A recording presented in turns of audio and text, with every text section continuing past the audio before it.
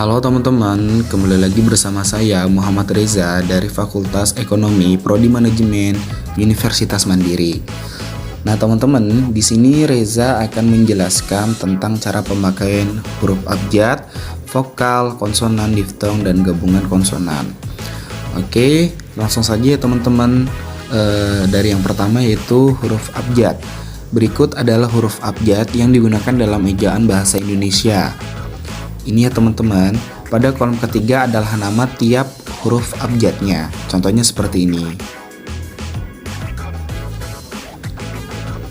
Oke teman-teman, langsung selanjutnya itu huruf vokal. Huruf A, E, I, O, dan U adalah 5 huruf vokal yang ada pada abjad bahasa Indonesia. Contohnya seperti ini ya teman-teman. Untuk keperluan pelafalan yang benar, tanda aksen tanda kutip dapat digunakan jika ejaan kata menimbulkan keraguan. Misalnya, anak-anak bermain di atas teras. Upacara dihadiri pejabat teras Bank Indonesia. Kami menonton film seri. Pertandingan itu berakhir seri. Di mana kecap itu dibuat? Coba kecap dulu makan itu. C. Ya, yang selanjutnya itu huruf konsonan. Huruf yang melambangkan konsonan dalam bahasa Indonesia terdiri atas huruf-huruf B, C, D, F, G, H, J, K, L, M, N, P, Q, R, S, T, V, W, X, Y, dan Z. Contohnya seperti ini ya teman-teman. Huruf K melambangkan bunyi hamzah. Huruf Q dan X khusus dipakai untuk nama diri seperti Taufik dan Xerox, dan keperluan ilmu seperti status quo dan sinar X. Lanjut ya teman-teman. Di dalam bahasa Indonesia terdapat diftong yang dilambangkan dengan ai, au, dan oi. Contohnya seperti ini ya teman-teman. Contoh pemakaian dalam kata ada di posisi awal, posisi tengah, dan posisi akhir. Selanjutnya teman-teman, gabungan huruf konsonan. Gabungan huruf konsonan KH atau ke NG atau eng, NY, dan SY masing-masing melambangkan satu bunyi konsonan. Contohnya seperti ini ya teman-teman. Nama orang, badan hukum, dan nama diri yang lain ditulis sesuai dengan ejaan bahasa Indonesia yang disempurnakan, kecuali jika ada pertimbangan khusus.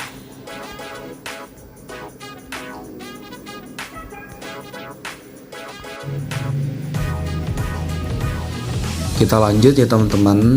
Untuk bagian yang selanjutnya itu pemakaian huruf kapital dan huruf miring. Huruf kapital atau huruf besar. Huruf kapital atau huruf besar dipakai sebagai huruf pertama kata pada awal kalimat. Misalnya, contohnya seperti ini ya teman-teman.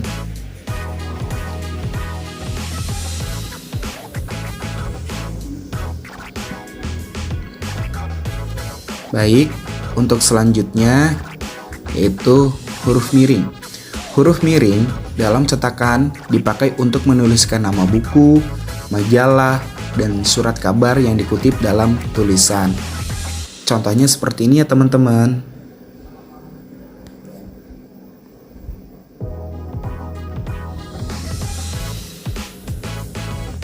Oke teman-teman, selanjutnya kita masuk ke dalam pembahasan penggunaan tanda baca ya teman-teman ya.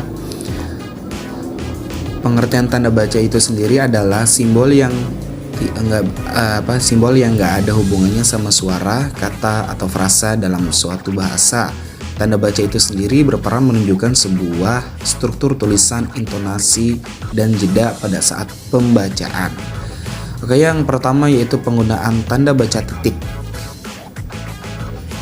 Fungsi tanda titik yang paling umum dan paling banyak dipahami orang-orang ialah sebagai penanda pada akhir kalimat, bukan kalimat seruan atau kalimat tanya. Kamu bisa memahaminya sebagai kalimat berita. Contohnya seperti ini ya, teman-teman.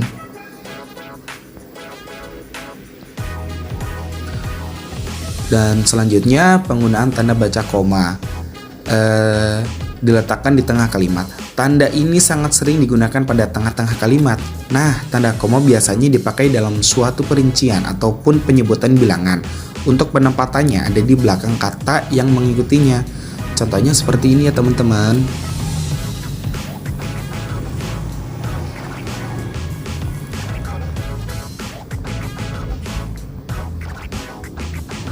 Dan selanjutnya penggunaan tanda baca seru.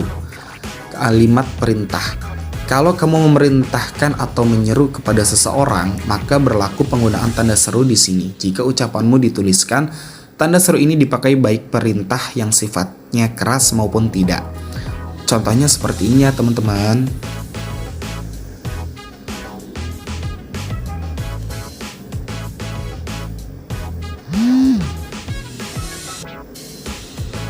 Penggunaan tanda baca tanya. Selanjutnya itu tanda tanya. Untuk menanyakan sesuatu, namanya aja tanda tanya. Sudah pasti fungsi yang pertama bertujuan untuk kalimat yang menanyakan sesuatu. Contohnya seperti ini ya teman-teman. Selanjutnya penggunaan tanda baca titik koma. Fungsinya memisahkan bagian kalimat. Tanda titik koma dipakai untuk memisahkan bagian kalimat yang sejenis dan setara. Contohnya seperti ini ya teman-teman.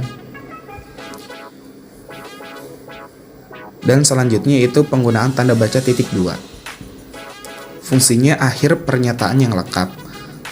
Tanda titik 2 digunakan pada akhir pernyataan yang lengkap. Tapi hal ini hanya berlaku jika masih dalam rangkaian yang sama ya. Contohnya seperti ini.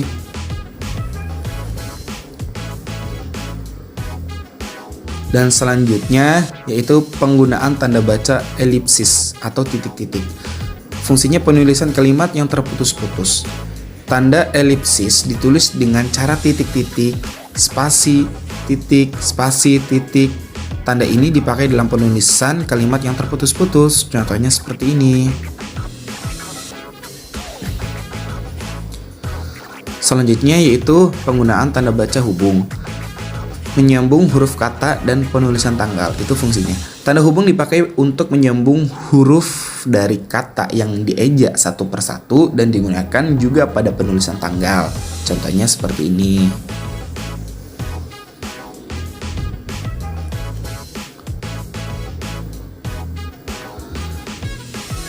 Penggunaan tanda baca pisah.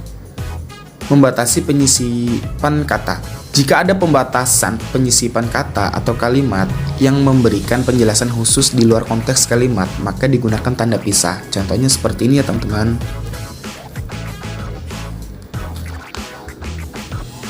Selanjutnya, penggunaan tanda baca kurung. Menggapit angka atau mengapit angka. Kamu bisa memakai tanda baca kurung untuk digunakan menggapit angka atau huruf yang merinci suatu urutan. Contohnya seperti ini ya teman-teman. Selanjutnya yaitu penggunaan tanda baca kurung siku. Menggapit keterangan. Tanda kurung siku dipakai untuk menggapit keterangan yang ada di kalimat penjelas. Nah, kalimat penjelas ini sebelumnya sudah bertanda kurung ya. Contohnya seperti ini. Selanjutnya penggunaan tanda baca garis miring. Pengganti kata hubung. Garis miring digunakan sebagai pengganti kata dan atau serta tiap pair. Contohnya seperti ini.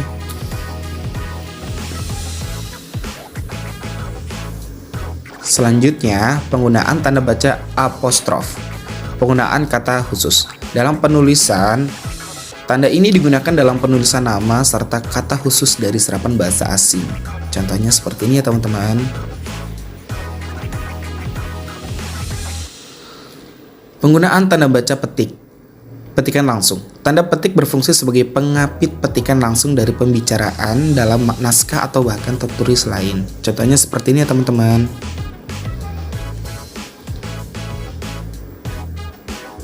Penggunaan tanda baca petik tunggal, yaitu menggampit makna.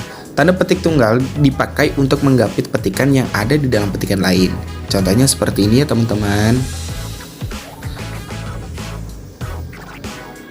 Itu tadi penjelasan tentang penggunaan tanda baca berserta fungsi dan contoh penulisannya.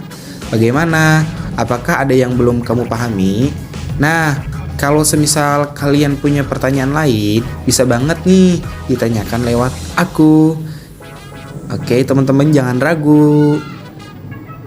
Sekian dari saya. Kalau ada kesalahan saya minta maaf.